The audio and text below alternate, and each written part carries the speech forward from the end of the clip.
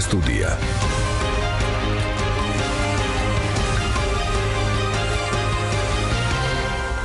მოგესალმებით პატრიციამულ რადიო მსმენელებო, ჟურნალისტი გიორგი ჩოკოშვილი. გაიგო ჩვენი სტუდია, ყველა თქვენგანისთვის მოგესალმებათ ხვალ არჩევნებია და დღევანდელი გადაცემას არჩევნებს მიეძღვნება ოღონდ იმ განსხვავებით, რომ თქვენ ზარებს მივიღებთ დღევანდელ გადაცემაში.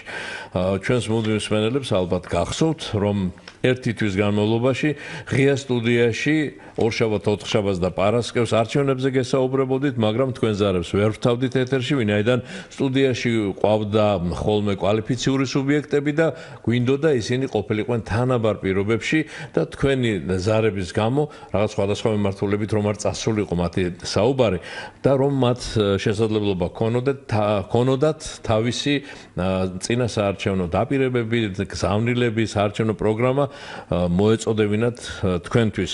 ეს ყველაფერი კეთდებოდა იმისთვის, რომ თქვენ ხვალ მიხვიდეთ არჩევნებზე და გააკეთოთ ინფორმირებული არჩევანი. დღევანდელი გადაცემაც ერთგვარად ამ მიზანს ისახავს, რომ იყოთ კარგად ინფორმირებული.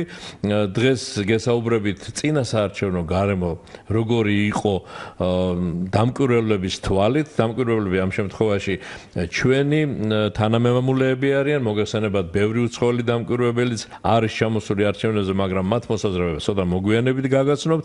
დღეს კი სამართლიანი არჩევნების იურისტი ნინო რიჟამაძე, სამოქალაქო ჩართულობის ცენტრის გამგეობის თავჯდომარე ლაშა გოცირიძე და ინტერნიუსი საქართველოს მედიამკვლევარი ზაქარია თავბერიძე გესაუბრებიან თავიანთ დაკვირვებებზე, რა დარღვევები გამოჩნდა არჩევნების წინა პერიოდში, საერთოდ როგორი გარემო არის, როგორ მიმდინარეობდა ეს პროცესი, აი ამის თაობაზე მოგატვით ინფორმაციას და ყველაზე მთავარი, მე დღევანდელ ჩვენ სტუმრებსაც ვთხოვ, პირადად მეც და ჩვენი შემოქმედებითი ჯგუფიც გირჩევთ და გთხოვთ, რომ აუცილებლად მიხვიდეთ არჩევნებზე და ამ არჩევნების მნიშვნელობაზეც გაკეთდება დღევანდელ გადაცემაში აქცენტები. რატომ უნდა მივიდეთ არჩევნებზე, რა მნიშვნელობა აქვს თვითმმართველობის ძლიერ ორგანოებს და ასე შემდეგ და ასე. მაშასე ნინო რიჟამაძე, ლაშა გოცირიძე და ზაქარია თავბერიძე ჩვენთან სტუდიაში. მოდით გადავცეთ ქალბატონს სიტყვა. ნინო, თქვენგან დავიწყოთ საუბარი, ვიცით რომ ყოველთვის ძალიან აქტიურად აკვირდება თქვენი არასამთავრობო ორგანიზაცია სამართლიანი არჩევნები, როგორც წინასაარჩევნო პროცესი, ისე არჩევნების მიმდინარეობას. ახლა ალბათ ერთგვარად ვაჯამებთ წინასაარჩევნო პროცესს და რა მთავარი დასკვნები გამოიტანა თქვენმა ორგანიზაციამ. დიდი მადლობა, მივესალმები მსმენელს. სამართლიანმა არჩევნებმა წინასაარჩევნო გარემოს შესწავლა დაიწყო 26 ივლისიდან, ხოლო ოფიციალურად კამპანია 22 აგვისტოს დაიწყო. 70 დამკვირვებელი საქართველოს სხვადასხვა ოლქში აკვირდებოდა წინასაარჩევნო პროცესის მიმდინარეობას და ჩვენ უკვე ამ დაკვირვების შედეგად სამი შუალედური ანგარიში გამოვეცით. ჩვენ ინფორმაციას ვიღებდით საარჩევნო სუბიექტებისგან, მედიისგან და შემდგომ შეძლების დაგვარად მაქსიმალური შესაძლებლობის ფარგლებში ვამოწმებდით მხარეებთან და ჩვენი კვლევის შედეგებს წარუდგენით საზოგადოებას. სამართლიანი არჩევნები ასევე დააკვირდება არჩევნების დღეს და არჩევნების შემდგომ პერიოდს და ასევე დაკვირვების შედეგებს პირდაპირ რეჟიმში წარუდგენთ დაინტერესებულ საზოგადოებას. შეეხება ახლა უშუალოდ დაკვირვების შედეგებს. დიახ, სამართლიანმა არჩევნებმა ახალგაზრდა იურისტთა ასოციაციამ და საერთაშორისო გამჭვირვალობა საქართველომ დღეს ერთობლივად შეაჯამეს წინასაარჩევნო გარემო და შემაჯამებელი პრესკონფერენცია გაიმართა მედია ცენტრში. ამაზე დაყრდნობით შემიძლია მოგახსენოთ, რომ საბოლოო ჯამში ჩვენ წინასაარჩევნო გარემოს ვაფასებთ როგორც შვიდს ძირითადად, სადაც ყველა დაინტერესებულ პოლიტიკურ პარტიას, მაჟორიტარ კანდიდატს და მერობის კანდიდატს ჰქონდა შესაძლებლობა ეწარმოებინა თავისი წინასაარჩევნო კამპანია. მართალია კენჭისყრის მოახლოებასთან ერთად დაიძაბა შედარებით სიტუაცია და ზეწოლა მუქარის ფაქტები გახშირდა ისე როგორც 2012 წლის შემდგომ ამ ესეთი რაოდენობის დარღვევები არ გქონია წინასაარჩევნო პერიოდში. რაც შეეხება უშუალოდ პოლიტიკური პარტიების დაფინანსების საკითხს, ამასთან დაკავშირებით აუდიტის სამსახურის მიერ გამოქვეყნებული დასკვნების შესაბამისად, ყველაზე მეტი შემოწირულობა მმართველმა პარტიამ მიიღო დაახლოებით მთლიანი შემოწირულობების ჯამის 90% ქართული ოცნების სასარგებლოდ იქნა გაკეთებული, ხოლო ჯამში დანარჩენმა ყველა პარტიამ და კანდიდატმა ერთად შემოწირულობების 10%. ეს აღნიშნული მიუთითებდა და დისბალანსზე მმართველ პარტიასა და დანარჩენ ოპოზიციურ სპექტრს შორის და შესაბამისად ეს გამოიხატებოდა კამპანიაზე შედარებით აქტიური საჯარო შეხვედრების თუ ამ მრჩეველთან კომუნიკაციის ასევე საარჩევნო პლაკატების და რეკლამების თვალსაზრისით მმართველი პარტია დომინირებდა, ხოლო ოპოზიციური სპექტრი შედარებით მოკრძალებულად აწარმოებდა კამპანიას. მადლობა, მოგცემთ კიდევ საშუალებას პროფესიונალურად მოგვაწვევთ ინფორმაცია თქვენი დაკვირვების შესახებ, ვიდრე ლაშას და ზაქარიას გადავწევ სიტყვას, მანამდე მეც მინდა ორიოდე ინფორმაცია, რაც ალბათ კარგად არის ჩვენი მსმენელების ცნობილი, მაინც გავიმეორო და მოკლედ ორი ფრაზით გითხრათ, რომ წინასაარჩევნო პროცესს აფასებენ ჩვენი საერთაშორისო დამკვირვებლები, ჩვენი მეგობარი სახელმწიფოებიდან ჩამოსული ჯგუფები და არა მხოლოდ მეგობარი ზოგადად წესია რომ ბევრი ქვეყანა აგზავნის დამკვირვებლებს ამავე დროს განცხადებები გააკეთეს საქართველოში ევროკავშირის წარმომადგენლობის ხელმძღვანელმა იანოშ ჰერმანმა გააკეთა ასეთი განცხადება მე ვერ დავარქმევდი ამას სისტემურ დარღვევებსო აი და დარღვევების თქვენ ახსენეთ კალბატონინო მაგრამ ცალკეული შემთხვევები ნამდვილად იყო შემდეგ ბატონი იანკელი ამერიკის შეერთებული შტატების ელჩი საქართველოში ამბობს რომ საქართველოში კარგი წინასაარჩევნო გარემოა ასეთი მოკლე მისი შეფასება რაც შეეხება უშუალოდ ჩვენს სახელმწიფო გიორგი კვირიკაშვილი პრემიერ-მინისტრი ამბობს აკეთებს ასეთ განცხადებას რომ მინდა მოუწოდო სახელმწიფო უწყებებს არავის არ მივცეთ საბაბი რომ თქვას ერთი სიტყვაც კი სახელმწიფო რესურსის გამოყენების შესახებ რასაკვირველია პრემიერის ეს სურვილი გასაგებია და კარგია თუმცა რამდენად შესრულდებოდა და რამდენად არ იყენებდნენ რესურსს, სახელმწიფო რესურსს, ამის თაობაზე უკვე კვლევები უფრო დეტალურად მოგვაძლეს ინფორმაციას. ქალბატონი თამარჯვანია, CSKO-ს თავჯდომარე, მიიჩნევს, რომ ძალადობრივი ფაქტები და წინასაარჩევნო განსაკუთრებული დარღვევები შემცირებულია. შემცირებული ნიშნავს იმას, რომ მაინც არსებობს, მაინც არის და ამის თაობაზეც, რა თქმა უნდა, ჩვენი დამკვირვებლები უფრო მეტ ინფორმაციას მოგაწვდიან ჩვენო ძირფასო რადიომსმენელებო. ახლა სიტყვა მინდა გადავცე ინტერნიუსი საქართველოს მედიამკვლევარს ზაქარია თავბერიძეს, რომელიც უშუალოდ საქართველოში მოქმედ რადიოებს, ხო, ბატონო ზაქარია რადიოსადგურს ვამონიტორინგებით ამ ეტაპზე. და მოკლედ რომ მოგვაწოდოთ ჯერ ინფორმაცია და მე თქვენს მოგცემთ საშუალებას რომ უფრო ცალად ისაუბროთ, მოკლედ რა სურათია უბრალოდ რას მენადობას რადიოზე როგორ თქვა კი ბატონო რა ისმოდა რადიოებიდან მადლობა პირველ რიგში მივესალმები მეც თქვენს მსმენელს ჩვენ 2012 წლიდან მქონდა საშუალება რომ დავკვირვებოდით რადიომაუწყებლებს გაეროსა და ევროკავშირის მხარდაჭერით ხორციელდება ეს პროექტი ამ დროის მანძილზე მოგვეცა იმის საშუალებაც რომ უკვე გაგვეკეთებინა შედარება როგორი მდგომარეობა და რამდენად სწორი მიმართულებით ვითარდება ასე ვთქვათ წინასაარჩევნო კამპანიის გაშუქება და პირდაპირ შეგვიძლია ვთქვათ რომ შავ-თეთრი სურათი არ არის რომ ავტომატურად ვთქვათ რომ ან კარგია ან ცუდი ფაქტია რომ ან 2012 წლიდან მოყოლებული არის გარკვეული ტიპის გაუმჯობესებები ამ გაუმჯობესებებში პირველ რიგში გულისხმობ რომ აღარ არის მედია პოლარიზებული ამარჩევნებმა და ამარჩევნების მედიაში გაშუქებამ ეს ნამდვილად დაადასტურა ასევე კარგი არის ის რომ მკვეთრი მიკერძოების შემთხვევები ძალიან იშვიათია და გამონაკლისს შემთხვევებს წარმოადგენს ამ შემთხვევაში და დადებითად უნდა შეფასდეს ისიც რომ თუ ადრე მაგალითად რადიომაუწყებლების ახალი ამბების უმეტესობა ერთ წყაროს ეფუძნებოდა და იყო დაუბალანსებელი დღეს შეგვიძლია ვთქვათ რომ უკვე ბალანსი ასე თუ ისე დაცულია იმიტომ რომ წარმოქმნილი არის ხოლმე დაპირისპირებული მხარეების პოზიციები.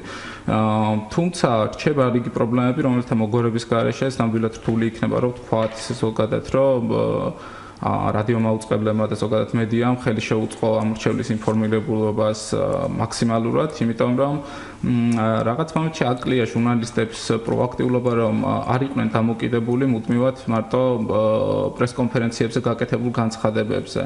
თვითონაც მოიძიონ მასალები, ის მასალები, რომლებზეც არ საუბრობენ პოლიტიკოსები საკუთარი ნებით და ესენი დააყენონ დღის წესრიგში, ანუ ასევე აკლიათ, რომ პოლიტიკოსების განცხადებები, როდესაც ურთიერთსაწინააღმდეგოა, შეეცადონ, რომ ფაქტობრივად გადაამოწმონ ეს განცხადებები და ამ გზით დაეხმარონ, ხო, ანუ ამ მომრჩეველს სიმართლის დადგენაში და პრინციპში ეს პრობლემები, რომლებიც ხა დღეს რჩება და შემდეგ ალბათ უფრო დეტალურად ვისაუბრებთ ცალკეულად, ნამდვილად მთავარი გამოწვევებია, რომელიც აუცილებელია, რომ ალბათ მოგვარდეთ. კი ბატონო, ოღონდ ზაქარია თქვენის ნებართვით მე მინდა ჩემს კოლეგებს გამოვესარჩელო. როდესაც თქვენ ბრძანებთ, რომ ისე აქტიურად თვითონ მასალებს არ ეძებენ ჟურნალისტები და უფრო დამოკიდებული არიან პრესკონფერენციებზე, იმის თქმა მინდა მათ გამოსასარჩლებლად, რომ ისე აქტიურები და პროაქტიურები არიან პოლიტიკოსები ამ დროს, იმდენი საინტერესო რამ ითქვება ხოლმე მათი მხრიდან, იმდენ პრესკონფერენციას მართავენ და იმდენ შეხვედრებს მართავენ ამ რჩევლებთან, რომ შესაძლოა ამისთვის რაღაც დროც კი ნაკლები რჩება და უბრალოდ რომ მიყვეს და მიადევნოს საინფორმაციო საშუალებებმა ამ შემთხვევაში რადიომ თვალყური და არ გამორჩეს რაიმე მნიშვნელოვანი აი ამ აქტივობებიდან ესეც მე მგონი პლუსად უნდა ჩაუთვალო, თუმცა რა თქმა უნდა გეთანხმებით სასურველია მეტი მსმენელის და ამ შემთხვევაში ამ მომრჩევლის ინფორმირებულობისათვის ჩვენ უფრო აქტიურები ვიყოთ და უფრო საინტერესო მასალები მოვიძიოთ ჩვენს და გეთანხმებით კი ბატონო, თუმცა კიდევ ერთხელ ვიმეორებ პოლიტიკოსების აქტიურობის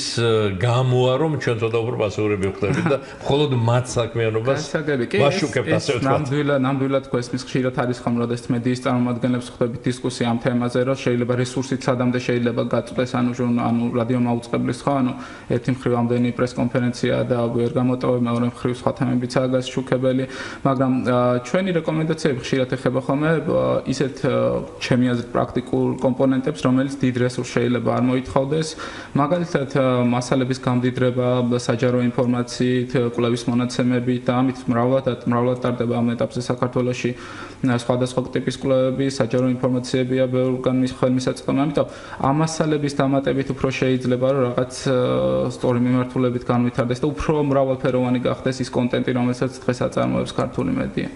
კი ბატონო, რასაკვირველია კიდევ ერთხელ გეთანხმებით. ნინო რიჟამაძეს უნდა გადავწე ისევ სიტყვა. ნინო, თქვენი დაკვირვებებიდან კლასიფიკაცია რამე გაქვთ გაკეთებული, რა სახის დარღვევა ჭარბობდა და სად იყო რეგიონების მიხედვით არის ეს უფრო თუ აი როგორ დაკვირვებთ?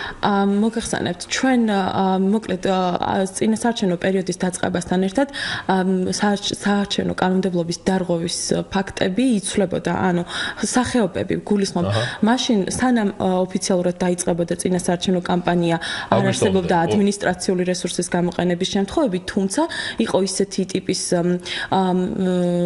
ცვლილებები ადგილობრივი თვითმმართველობის ბიუჯეტებში, რომ ძირითადად ეს ბიუჯეტის თავისუფალი ნაწილი მიმართული იყო ინფრასტრუქტურული ჯანდაცვის და სოციალური პროექტებისკენ და ასევე საქართველოს მთავრობის მიერ საკმაოდ დიდი რაოდენობით თანხა იქნა გადარიცხული თვითმმართველობის ბიუჯეტებში, ანუ ცენტრიდან თვითმმართველობის ბიუჯეტებში საკმაოდ დაახლოებით 42 მილიონ ლარზე მეტი მიიქცა. აქედან გამომდინარე ჩვენ ვფიქრობდით, რომ გამომდინარე იქნა, რომ 60 დღით სადრე კენჭისყრამდღე ადგილობრივი თვითმმართველობებს ეკრძალებათ ცვლილებების შეტანა ბიუჯეტში და ახალი პროექტების ინიცირება სოციალური ინფრასტრუქტურული და ჯანდაცვის, მათ ასე ვთქვათ მოასწრეს და ივლისის თვეში მაქსიმალურად განახორციელეს ცვლილებები ბიუჯეტში და უკვე დაასრულეს ეს პროცესი. მაშინ, როდესაც დაასრულდა და ოფიციალურად დაიწყო წინასაარჩევნო კამპანია, უკვე ფიქსირდება ისეთი დარღვევები, როგორიც არის ადმინისტრაციული რესურსის გამოყენება, არაუფლებამოსილი პირების მონაწილეობა წინასაარჩევნო აგიტაციაში, ზეწოლა მუქარის შემთხვევები, ასევე ხშირი იყო გადაცდომები საარჩევნო ადმინისტრაციის საქმიანობაში და კერძოდ საბუნო საარჩევნო კომისიების დაკომპლექტების პროცესი წარიმართა ხარვეზებით რამდენიმე ოლქში. აგრეთვე პრობლემები იყო, სხვადასხვა ტიპის პრობლემა იყო ამორჩევლის მოსყიდვის მცდელობასთან დაკავშირებით, რამდენიმე ფაქტი გამოვლინდა, მაგრამ არა მასშტაბური, როგორც გასულ საპარლამენტო არჩევნებზე იყო, ან წინა თვითმმართველობის არჩევნებზე. აი ეს არის ძირითადი კლასიფიკაცია და ბოლოს უკვე კენჭისყრის დღის მოახლოებასთან ერთად იმატა ისეთმა დარღვევებმა, როგორც არის საარჩევნო პლაკატების დაზიანება, ანუ სააგიტაციო მასალის დაზიანების შემთხვევები. ეს ბოლოს დიახ, ეს უკვე მასშტაბური ხასიათი ამან უკვე კამპანიის ბოლო პერიოდში მიიღო. მაშინ, როდესაც უკვე ბევრი სააგიტაციო მასალა არის, შესაბამისად დაზიანებების რაოდენობაც იმატებს. ამასთან დაკავშირებით ერთი საინტერესო ფაქტი დაფიქსირდა ნინო წმინდაში, მაგალითად მასიურად არის დაზიანებული ჩვენი მონიტორების ინფორმაციით მართველი პარტიის კანდიდატის სააგიტაციო მასალა. ეს მიდოდა მეკითხა ვისი მოგახსენებთ, თითქმის ყველა პარტიის სააგიტაციო მასალა ზიანდებოდა, მაგრამ განსაკუთრებით აღნიშნავდი ნინო წმინდას, სადაც ქალი კანდიდატი არის ნომინირებული მართველი პარტიის მიერ და ადგილობრივი მოსახლეობა სწორედ აღნიშნავს, რომ ვინაიდან ქალი კანდიდატია, მისი პლაკატების დახევა არავისთვის პრობლემა არ არის. არც თავად როგორც ჩანს ადგილობრივი მხარდამჭერებისთვის. ქალი აერჩიო? დიახ, ამას ესაუბარი, დიახ. რაც ძალიან სამწუხარო და საინტერესო არის.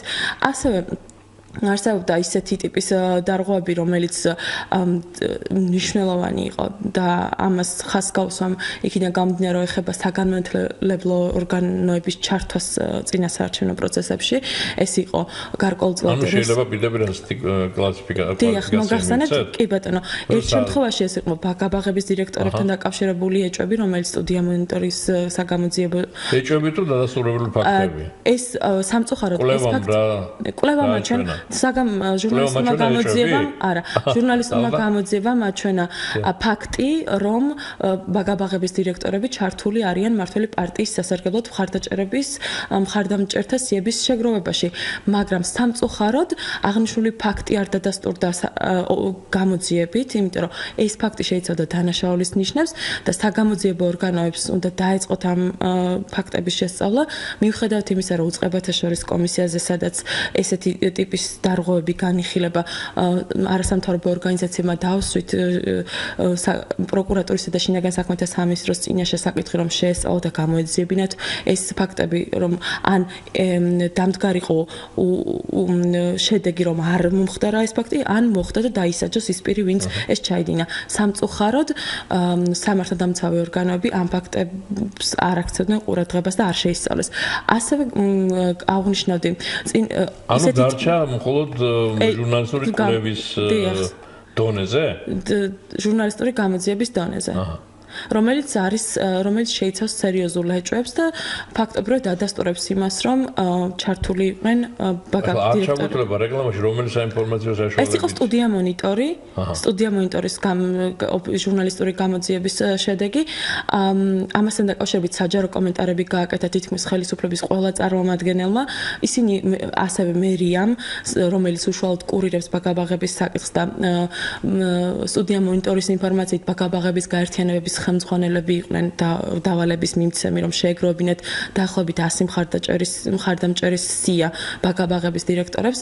ეს დარღვევა არის ორი ტიპის პრობლემა შეიცავს. ერთი, რომ უშუალოდ ხელმძღვანელი პირის მიერ არის გაცემული დავალება და უკანონოა და დანაშაულის ნიშნებს შეიცავს და მეორე საარჩევნო კანონმდებლობის დარღვევა საარჩევნო კოდექსი დაკრძალულია თანამდებობის პირის მიერ დაქვემდებარებული პირების ჩართვა მათთვის მხარდამჭერთა სიების შეგროვების დავალება წინასაარჩევნო პროცესში. მაგრამ არ გამოიძიეს სამართალდამცავებმა? არ გამოიძიეს. ახლა დაგვიანებულია? არ არის დაგვიანებული, თუმცა მაშინ, როდესაც ყველაზე აქტუალური იყო ამ საკითხის განხილვა და უმყისიერი რეაგირება და ეფექტური გამოძიება იქნებოდა ყველაზე კარგი წამალი და გამოსავალი ამ პრობლემის აღმოსაφრებლად, მაშინ რატომღაც მოხდა ამ ფაქტების ნიველირება. რაც შეეხება მეორე საკითხს ვიტყოდი იმას, რომ რა თქმა უნდა ბაგაბაღების დირექტორებს არ ეკრძალებათ პოლიტიკური საქმიანობა, ისინი არ არიან საჯარო მოხელეები და მათ შეუძლიათ იმუშაონ თავისი სურვილის მიხედვით პოლიტიკური პარტიის ან კანდიდატის სასარგებლოდ, თუმცა სამწუხარო ის არის, რომ ისინი კატეგორიულად უარყოფენ.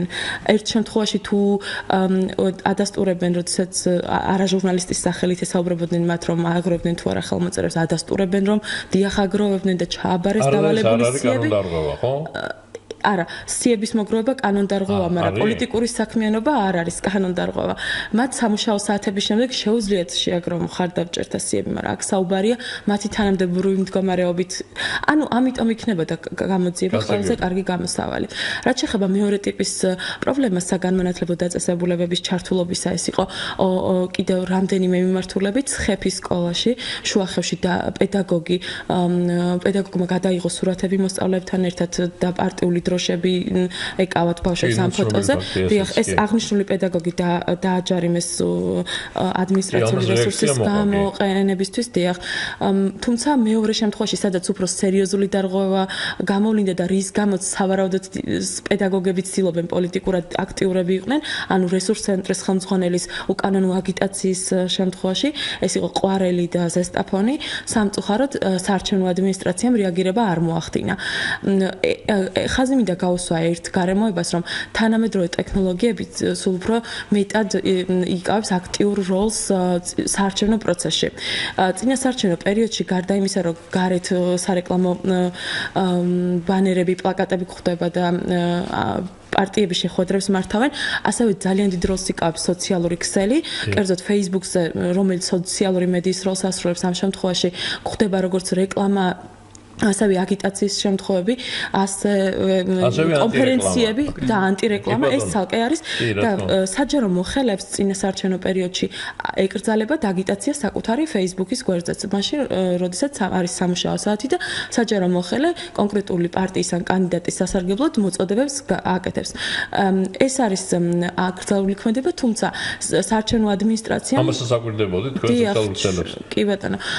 ამასთან დაკავშირებით საარჩევნო ადმინისტრაციამ არ მიიღო არანაირი ზომები და ჩათვალა, რომ ვინაიდან ეს არის კონკრეტული თანამდებობის პირადი Facebook-ი, ეს არის აზრის გამოხატვის თავისუფლება და ეს საარჩევნო ადმინისტრაცია ვერ შეზღუდავს და ვერ ჩათვლის ამას უკანონო აგიტაციით. რაც არის სამწუხარო, ეს გადაწყვეტილება ეწინააღმდეგება უწყებათა შორისი კომისიის რეკომენდაციას, რომელსაც იუსტიციის მინისტრი თეატრულიანი ხელმძღვანელობს და მასში მონაწილეობენ თითქმის ყველა სამინისტროს თანამდებობის პირები, მინისტრის მოადგილეები, პროკურატურის წარმომადგენელი.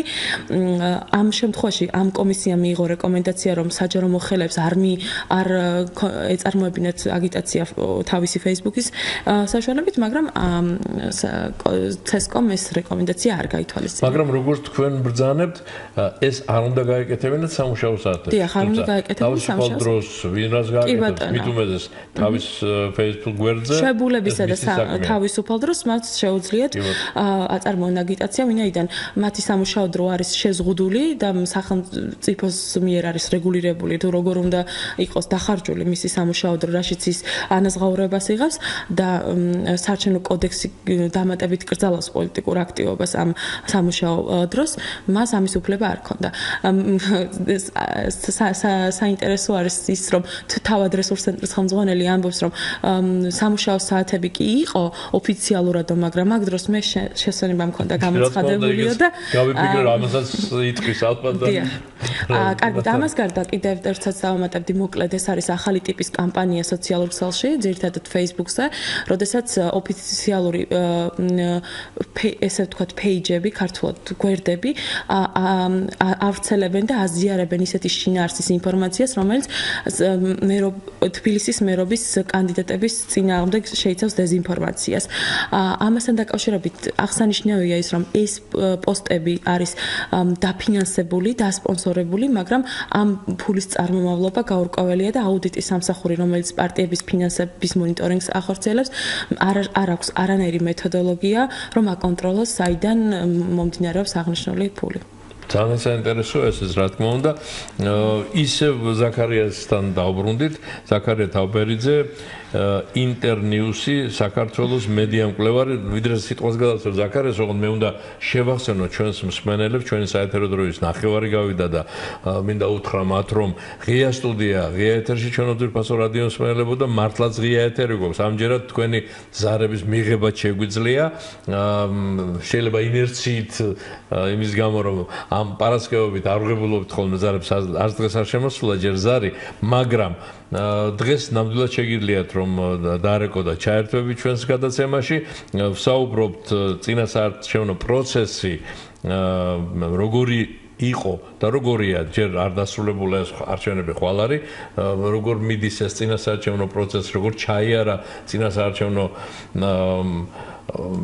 ვითარება როგორი გქონდა ქვეყანაში, ამის თაობაზეა საუბარი დღევანდელ გადაცემაში და საინტერესო დაკვირვებებს გთავაზობთ რამდენიმე ორგანიზაციის მიერ ჩატარებულს. როგორც გითხარით, ზაქარია თავბერიძე ინტერნიუს საქართველოს მედიამკვლევარია, მან უკვე რამდენიმე ინფორმაცია მოგვაწოდა რადიოების, რადიოსადგურების საქმიანობის თაობაზე და კვლავ სიტყვა თქვენ ზაქარია დამატებით რას გვეტყვით, რითი იყო საინტერესო თქვენი კვლევა. ალბათ იგივე თემას გავაგზავნებთ, ერთ დამატებას გავაკეთებ, ანუ ამ დასპონსორებულ ახალ ამბებთან დაკავშირებით, ზოგადად ანუ რადიოების შემთხვევაში ეს არ გვხდება, თუმცა იგივე ჩვენი კოლეგები სამოქალაქო განვითარების ინსტიტუტიდან უკვე მე რამდენი წელია ხას უსვამენ, რომ არსებობს სტატიები, იწერება სტატიები პრესაში, გაზეთებში, ონლაინ გამოცემებში, რომლებიც რეალურად არის დასპონსორებული, არის ფასიანი პოლიტიკური რეკლამა, თუმცა არ აქვს მითითება შესაბამისი, ამიტომ კითხველისთვის ძალიან ძნელია რომ გაიგოს ეს რეკლამით მომზადებული სტატია თუ ესაა უბრალოდ შეკვეთილია თუ არა, გასაგებია. აი ეს ერთ-ერთი ზაქარია უკაცრავად მსმენელი დაგვიკავშირდა და რაკი გავედა შემოსვლება და არეკვა ჩავრთოთ. გისმენთ, ალო? ალო, გამარჯობა. გაგიმარჯოთ. მოგესალმებით, ბატონო გოგი, მივესალმებით თქვენ სტუმრებს. მე ვარ კაცი 80 წლის, იმას გამოვერეძილი ცხოვრება, თანამდებობითაც, ავტორიტეტითაც და პატრიოტიზმითაც. აი რაც დემოკრატიული ცხოვრებისთვის ვიბრძოლეთ, სისხლი დამყარეთ, ამ 25 წლის განმავლობაში ჩემი დაკვირვებით მინდა გითხრათ და რა შეიძლება ამას ეშველოს.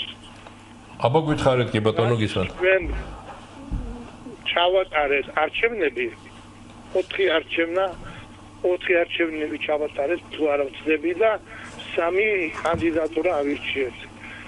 ამ არჩევნებში იძალავა ან მუშტმა, ძალამ, ან ფულმა. აქ არც ერთი მოსული პარტია არ იყო დახუზრული ტვინითა და საქმიანობით. და ეხლაც იმარჯვებს ფული 90%, 10%-ზე არის მონაცემები, რითაც უნდა მოვიდეს ახალი თავრობა. ანუ თავრობა, რომელიც ასე თუ ისე მოგვიტანა მშვიდობა და სიწყნარე.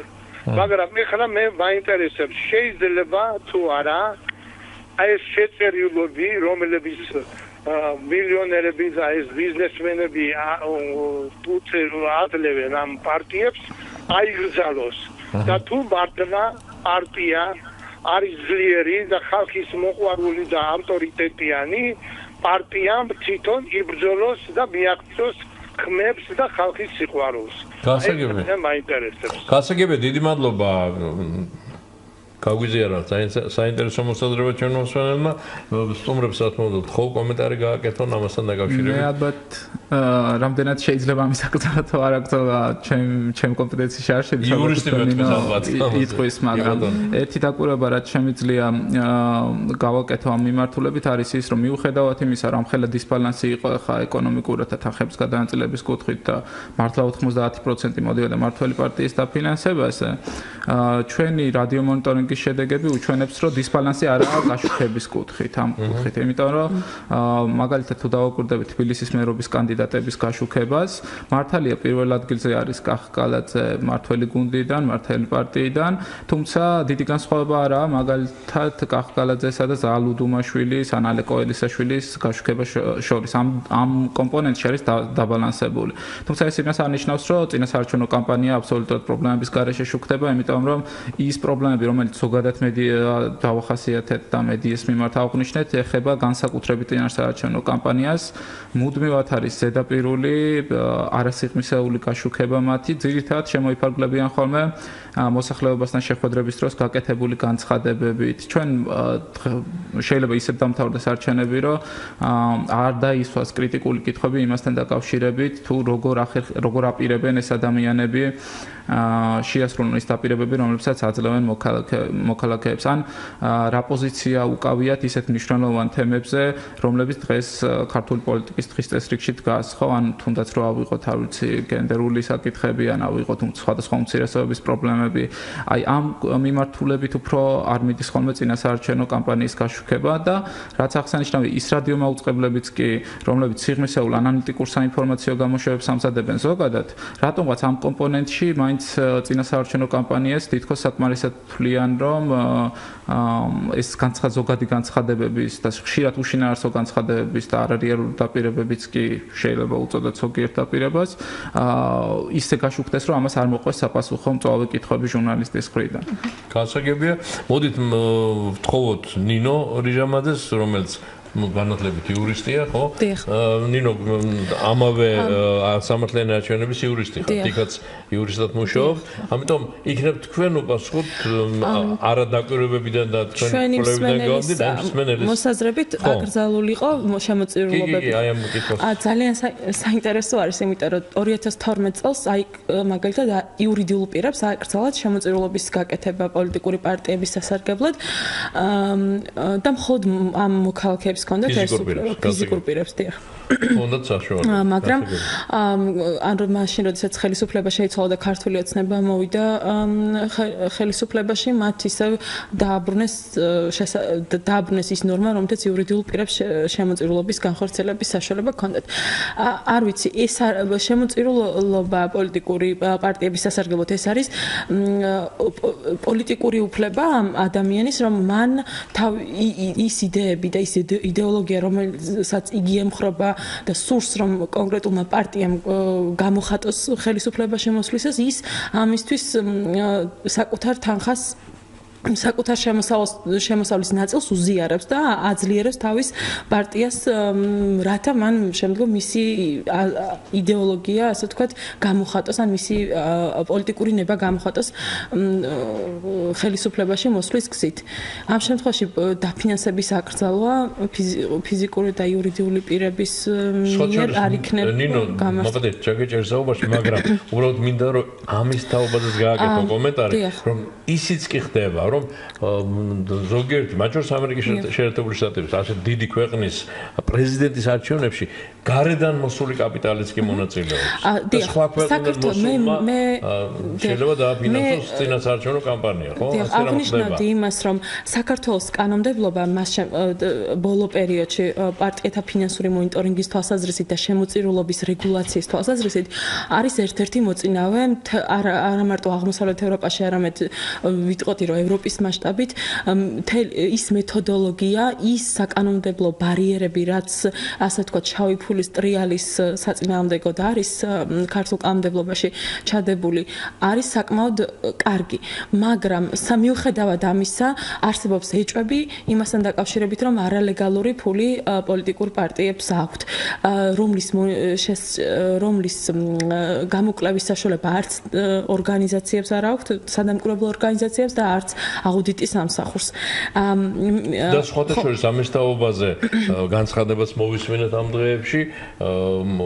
მართველი ძალის ერთ-ერთმა ლიდერმა განაცხადა ამის თაობაზე, რომ ჩვენ სადაც მივდივართ, რა აქტივებსაც ვაწარმოებთ, ამაში დახარჯულ ყოველ თეთრს ვაფიქსირებთ და ყველაფერს ვდებთ თვალსაჩინოა და გამჭვირვალე, მაგრამ სხვა ძალები, ოღონდ არ დააკონკრეტა ვინ, პოლიტიკური ძალები, არჩევნებში მონაწილეები, ის განსაკუთრებით რეგიონებში აქტივობის დროს არ აჩვენებენ ამ თანხებს, არ არის გამჭვირვალე მათი თანხების ხარჯვა და ამიტომ უფრო ნაკლები ჩანს მათი სახელმწიფო პარტია უფრო თამამი შეიძლება იყოს ამ განცხადებებში, იმიტომ რომ მათ აქვთ შემოწირულობის ყველაზე მეტი ოდენობა, როგორც დასაწყისში აღვნიშნეთ, მთლიანი შემოწირულობების 90% თითქმის. ხო და ესეც იმიტომ ჩანსო ასეთი მათ აქვს თანხა ლეგალურად და შეუძლიათ ხარჯონ მაქსიმალურ ლეგალურად, თუმცა ეს იმას არ ნიშნავს, რომ ოპოზიციამ არ ლეგალურად უნდა ხარჯოს, ცხადია არა.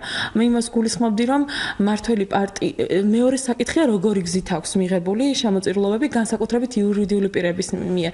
ჩვენი დაკვირვების აუდიტის სამსახური იბარებდა და იბარებდა, თუმცა საკითხო არ ქვია მას ერთგვარ გამოკითხვა, აუდიტის სამსახური. საიდან, რატომ და რამდენი ვინ რატომ აუდიტის სამსახური არ არის სადამსჯელო ორგანო, თუმცა გამოკითხვებთან დაკავშირებით ვიტყვი იმას, რომ საეჭვო ფაქტები, რომელიც იურიდიული პირების შემოწირულობას უკავშირდება, სამართლიანი არჩევნების ჩვენი დაკვირვების შედეგად გამოვლინდა მაგალითად ორ შემთხვევაში.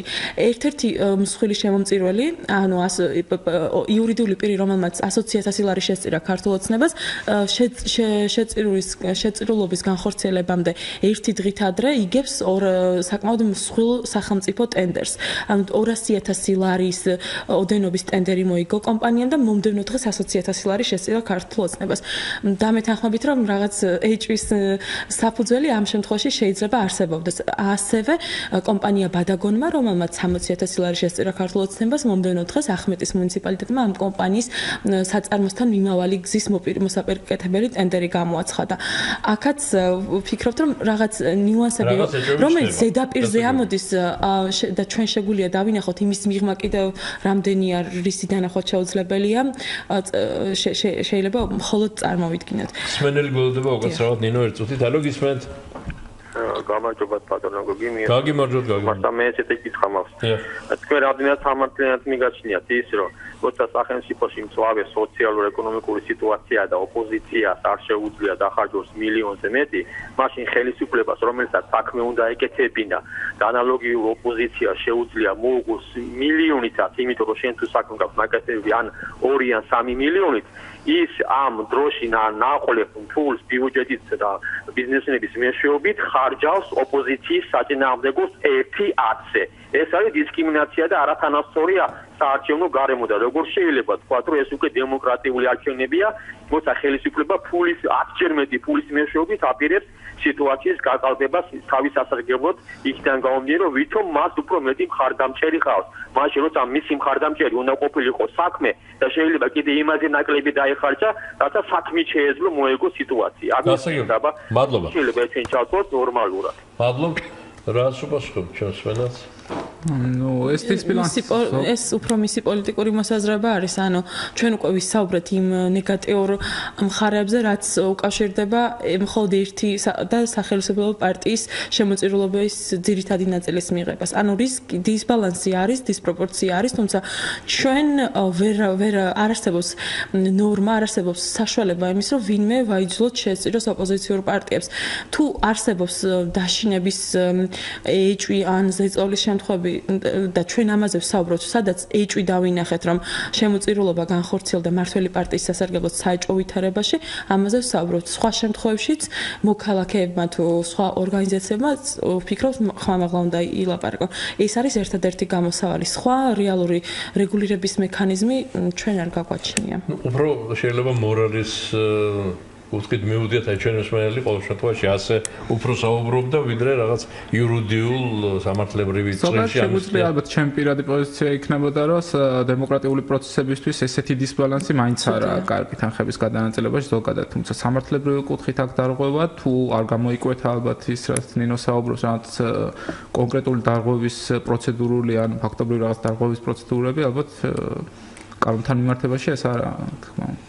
რა თქმა უნდა საქმეები ყოველთვის ლაპარაკობენ და ყველაზე დამაჯერებელი სწორედ საქმეებია, მაგრამ მოდით ისიც ვთქვათ, ჩვენ მსმენელებმა კარგად იციან ამის თაობაზე, რომ ძალიან ბევრი გაკეთებული საქმის თაობაზე ინფორმაციას გვიან ვღებულობთ. და ეს ასე ვთქვათ მექანიზმი ამისი პრაქტიკულად არ არის კარგად აწყობილი.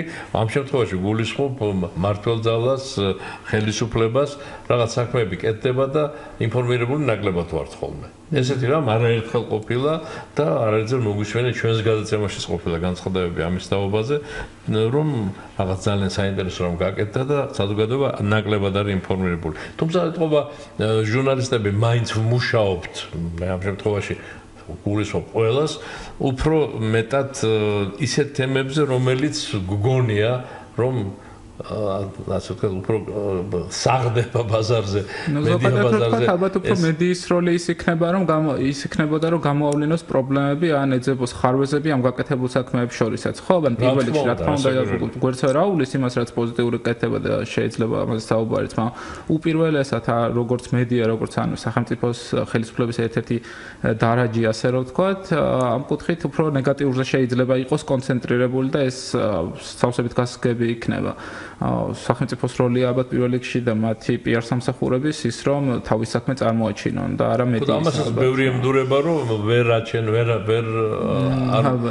არავსელებენ სათანადოდ და სათანადო დონეზე ინფორმაციას. წეგან მსმენელობა რომ დარეკა შეგაწყვეტიათ ნინო ხომ არ გინდათ შემოწირულობასთან დაკავშირებით საუბრობდით. შემოწირულობის ოდენობები ლიმიტირებული არის, მინდა დამეთქვა, მოქალაქეებს ან ფიზიკურ პირებს შეუძლიათ განახორციელონ შემოწირულობა წლის განმავლობაში 60,000 ლარამდე, ხოლო იურიდიულ პირებს 100,000 ლარის შეწირულობის ლიმიტი აქვთ. აუდიტის სამსახური ამოწმებს კანონიერებას ამ ხარჯების წარმომავლობის და უმრავლეს შემთხვევაში ეს შემოწირულობები არის გაკონტროლებული.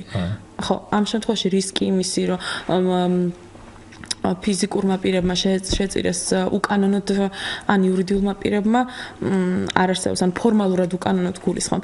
რაც შეეხება საერთოდ შემოწირულობის გაუქმებას, ხო, ეს არ არის დემოკრატიული. სხვათა შორის ნინო და ზაქარია ჩვენ გადაცემის დაწყებამდე საუბრობდით ამ თემაზე და ალბათ მაინც მივდის საზოგადოება იქით, რომ უფრო მეტი და მეტი აქცენტები გაკეთდა და ამის შემდეგ უფრო მეტი გაკეთდება.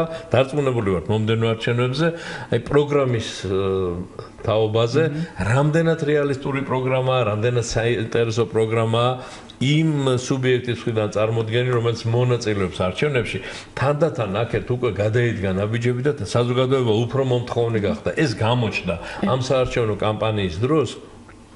ძალიან კარგად გამოჩნდა ამ შეხვედრების დროსაც, დებატების დროსაც, რომ საზოგადოების მხრიდან არის უკვე ეს დაკვეთა. და არ არის უკვე საზოგადოება მხოლოდ პიროვნებაზე, მის კრეატიულობაზე, მის იმიჯზე და ასე შემდეგ დამოკიდებული და ქარიზმატულობაზე კიდე როგორც ერთი პერიოდი, ერთ-ერთი მთავარი იყო ხოლმე ეს.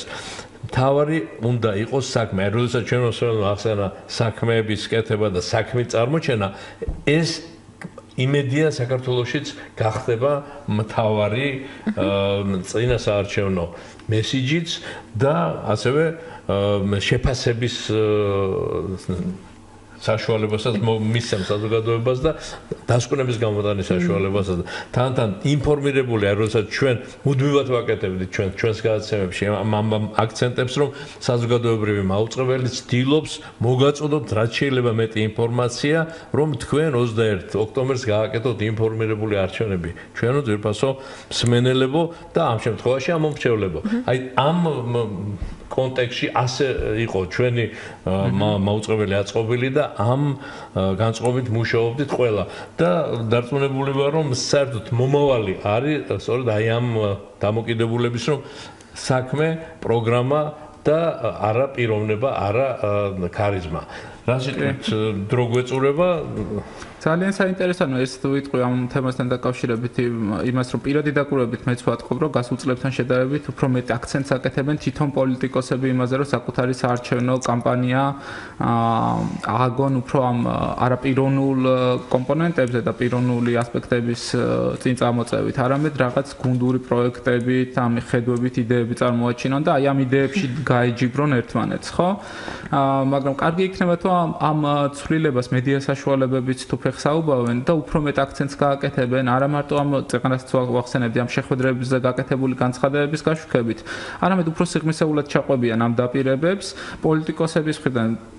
ჩემი პირადი აზრი ამ შემთხვევაში და სუბიექტური შეიძლება იყოს, მაგრამ მართლა არის ეს ნაბიჯი გადადგმული უფრო მეტად არ ვიცი პოლიტიკურმა პროცესმა მოიტანა ის რომ აქცენტი კეთდება უფრო ამ რაც ვსაუბრობთ საარჩევნო პროგრამებზე და აი აქ თუ უფრო სიღრმისეულ ანალიტიკურ სიუჟეტებს მოამზადებენ თვითონ ჟურნალისტები ალბათ დაჩქარდება კიდევაც ეს პროცესები და ამიტომაც ხშირად აღვნიშნავთ ამ პრობლემას ჩვენ. დიდი მადლობა. დრო ამოგვეწურა. მადლობა მინდა მოგახსენოთ მობრძანებისთვის, საინტერესო საუბრისთვის. ნამდვილად ინტერნიუს საქართველომ და სამართლიანმა არჩევნებმა ძალიან სერიოზული სამუშაო ჩაატარა არჩევნების წინა პერიოდში. ძალიან მოკლედ ნინო. დიახ, მინდა ხვალ ჩვენს მოქალაქეებს მოუწოდო აქტიურობისკენ აუცილებლად წავიდნენ არჩევნებზე, არ დარჩენ სახლში და გააკეთონ თავისუფალი არჩევანი. დიდი მადლობა, რა თქმა უნდა, შეუერთდებით. და ჩვენი რედაქციაც რა თქმა უნდა უერთდება ამ მოწოდებას. სამართლიანი არჩევნების იურისტი ნინო რიჟამაძე და ინტერნიუს საქართველოს მედიამკვლევარი ზაქარია თავბერიძე იყვნენ ღია სტუდიის სტუმრები. მადლობას მოგახსენებთ მომზადებისთვის. წარმატებას გისურვებთ ჩვენ ძირფასო რადიომსმენელებო. შაბათ-კვირა მოდის არჩევნებია ხვალ და ყველას ჩვენს სტუმრებთან ერთად მეც მოგიწონებთ რომ აუცილებლად მიდით არჩევნებზე. თვითმმართველობის არჩევნები ძალიან სერიოზული და მნიშვნელოვანი რამაა. ნათი არველაძე, ლელა ვაშაკიძე, თამარჯანიაშვილი და გიორგი ჩოკოშვილი მუშაობით გადაცემაზე ორ შაბათს შევხვდებით ღია სტუდიაში.